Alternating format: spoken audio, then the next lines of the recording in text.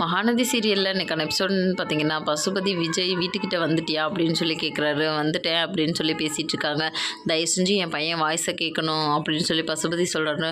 இப்போ நீ போறியா என்ன அப்படின்னு சொன்னோடனே, இரு போகிறேன், என் பையன் வாய்ஸை கேட்கணும் அப்படின்னு சொல்கிறாங்க. ராகவ் வாய்ஸை கேட்க வச்சிட்றாரு.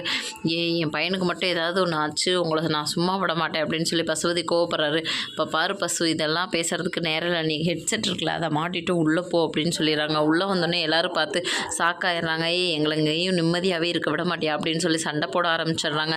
இங்கே பாருங்கள், நான் சண்டை போட வரல, ஒரு நிமிஷம் நான் சொல்கிறத பொறுமையாக கேளுங்க அப்படின்னு சொல்லிடுறாங்க. அதுக்கப்புறம் குமரன் ஃபோனை வாங்கி என் ஒய்ஃப் ஃபீல் பண்ணுவான், என் ஒய்ஃப்கிட்ட மன்னிப்பு கேளு, பயந்துட்டுருப்பாள்ல பாவம் அப்படின்னு சொல்லிடுறாரு. பசுபதி மன்னிப்பு கேட்க ஆரம்பிச்சிடுறாரு. அதுக்கப்புறம் விஜய் ஃபோனை வாங்கி பேச ஆரம்பிக்கிறாரு.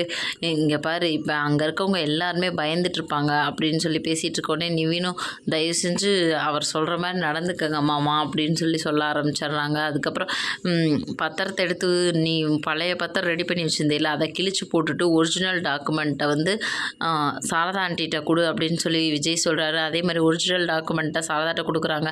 தயவு செஞ்சு பயப்படாதீங்க, நான் யாரும் எதுவும் செய்ய மாட்டேன், இது உங்கள் வீட்டு பத்திரம், இது உங்களுக்கு தான் செய்கிறோம் அப்படின்னு சொல்லி பசுபதி சொல்லி கொடுத்தோன்னே அங்கே இருக்க எல்லாருமே ஆச்சரியமாக பார்க்குறாங்க.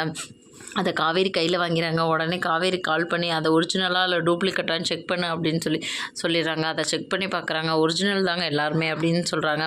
சாரதா ஆண்டிகிட்ட இப்போ மன்னிப்பு கேளு அப்படின்னு சொல்லிடுறாங்க. பசுபதி யோசிக்கிறாரு, என்ன முறைக்கிற, மன்னிப்பு கேளு அப்படின்னு சொல்லிடுறாங்க. அதுக்கப்புறம் காவேரிகிட்ட ஃபோன் பண்ணி அவனை ஓங்கி ஒரு அரை அப்படின்னு சொல்லிடுறாங்க. காவேரி இருந்துட்டு, எங்கே நான் உண்மையிலே அரைஞ்சிருவேன் அப்படின்னு சொல்கிறாங்க. அடிடி அப்படின்னு சொல்லிடுறாங்க. உடனே காவேரியை ஓங்கி ஒரு அரை விட்டுறாங்க. இதை பார்த்தோன்னே பசுபதிக்கு ரொம்ப கோவமாயிடுது. உங்களையெல்லாம் வச்சுக்கிறேன்னு சொல்லி மனசுக்குள்ளே நினச்சிட்ருக்காரு. எங்களை எவ்வளோ டார்ச்சர் பண்ணி கொடுமைப்படுத்தியிருப்ப அப்படின்னு சொல்லி காவேரி பேச ஆரம்பிக்கிறாங்க. என் பையன் எங்கே இருக்கான் சொல்லு அப்படின்னு சொல்கிறாங்க. 5 நிமிஷத்தில் லொக்கேஷன்